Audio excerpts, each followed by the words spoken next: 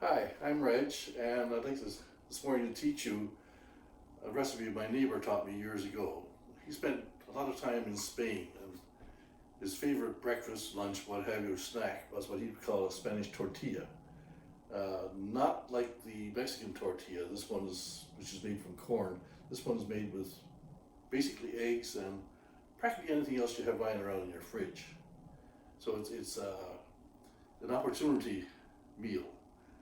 So today I'm going to use half dozen eggs, medium-sized onion. I'm going to use about half a red pepper, half a green pepper. Now he was a purist. He used to dice his potato, and fry them, but I just use mashed potato. And salt and pepper. That's it. Or anything else you have lying around. You have some mushrooms, you have a bit of cold vegetables, chop them up, throw them in. Okay, I'm going to start with basic half a red pepper. Clean out the inside, and I have my handy dandy recycling bucket handy. I'm going to slice it very thinly along the greens here.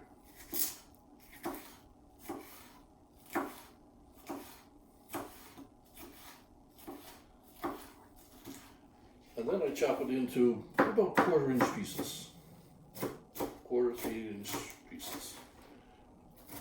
Because that size sautés very easily, and doesn't cut your teeth.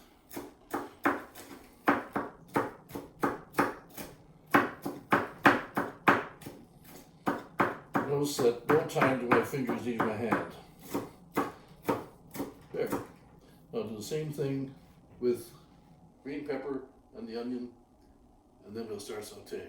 So I guess we can just pause here now, and I'll move on to the sauteing. So I have a little oil, my frying pan, a little butter for flavor, and salt and pepper.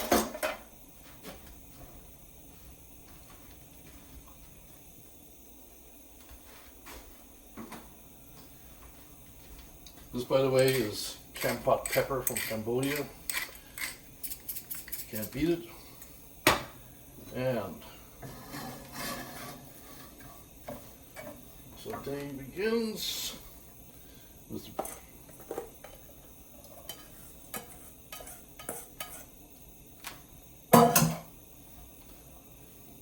and you do your usual sautés until the veggies are sort of semi-transparent.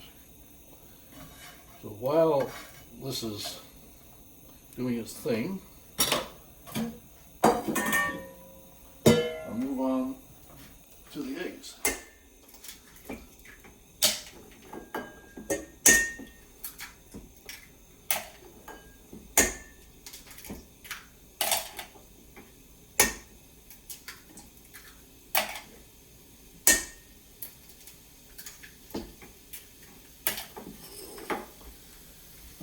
My eggs in a medium-sized bowl. Then I whip them as if I were doing scrambled eggs or what have you.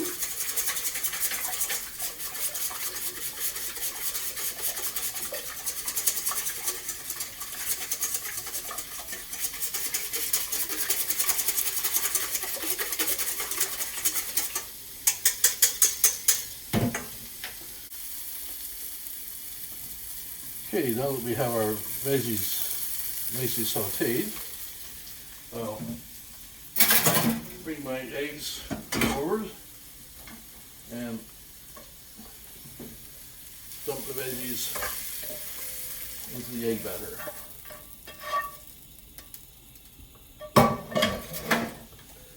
Stir them around nicely and see how much potato I'm going to need in there, because potato could be variable. So I'm just going to use maybe the equivalent of a medium-sized potato in here.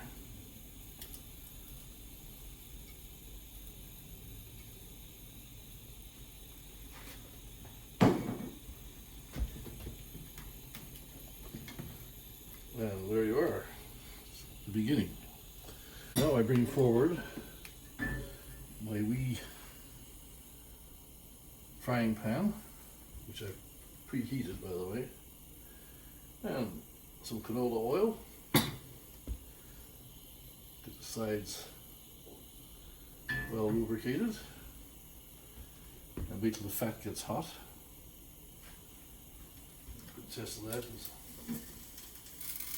not quite ready yet.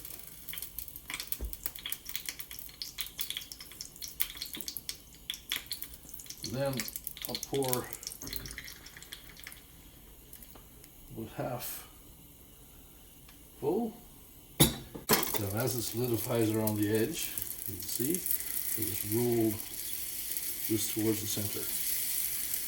Just keep turning and turning and turning towards the center until the whole pan solidifies a bit. And the reason I want it to solidify is that eventually I'm going to turn this thing over to brown the other side. And if it's not solid enough, it'll probably fall out and land on the stove, and I'll have a mess to clean up. I'm speaking from experience here.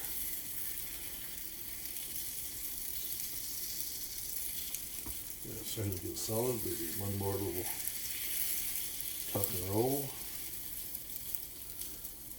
And then I'll let it brown on the bottom and cook a bit more.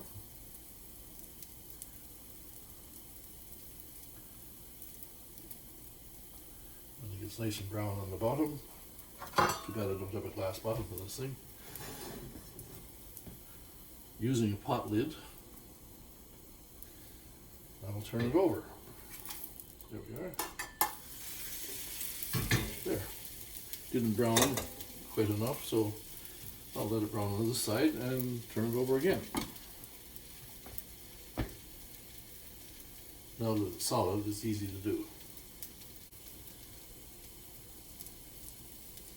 This is the hard part when you're really hungry and you want your breakfast in a hurry.